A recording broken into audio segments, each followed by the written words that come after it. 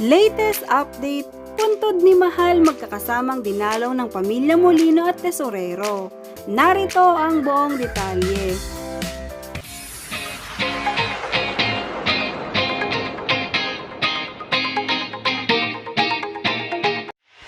Tuwang-tuwa nga ang mga fans nang mag-update na nga ang pamilya Molino at Tesorero sa kanilang social media account ng kanilang kalagayan sa ngayon. Sa wakas nga matapos ang quarantine ng family Molino ay kasama nila ang Tesorero family at sabay-sabay nilang dinalaw ang puntod ni Mahal. Ayon nga sa binahagi nilang larawan sa kanilang social media account ay makikita ang malungkot ngunit sama-sama nilang pagdalaw sa puntod ni Mahal. Sa larawan ay makikita ang buong pamilya Molino at Tesorero sa harap ng puntod ni Mahal. Marami nga sa mga fans ang natuwa nang makita ang pagdalaw nila na ito at marami pa rin ngang nagpaabot ng mensahe lalong-lalo na ng suporta sa kanila.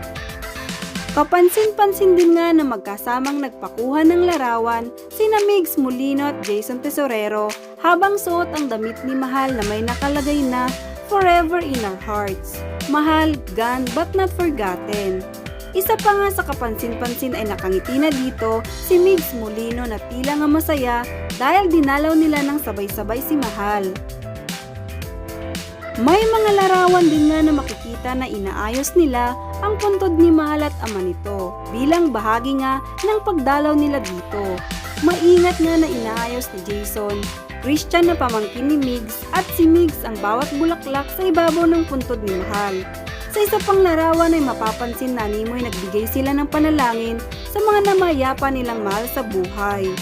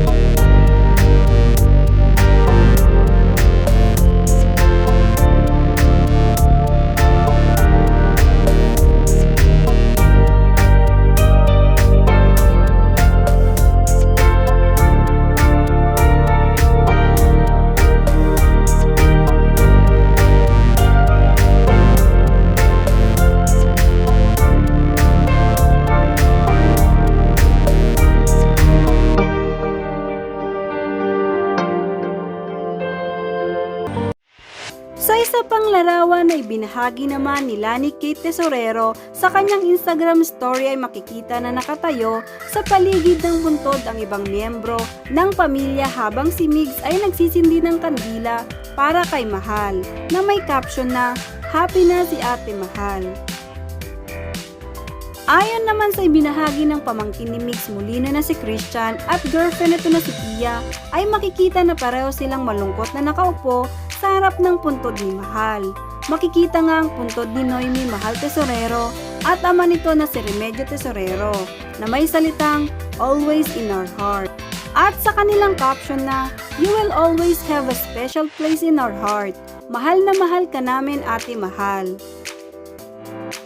Nagbahagi din ng dalawa sa kanilang Instagram story ng mga larawan sa pagdalaw nila.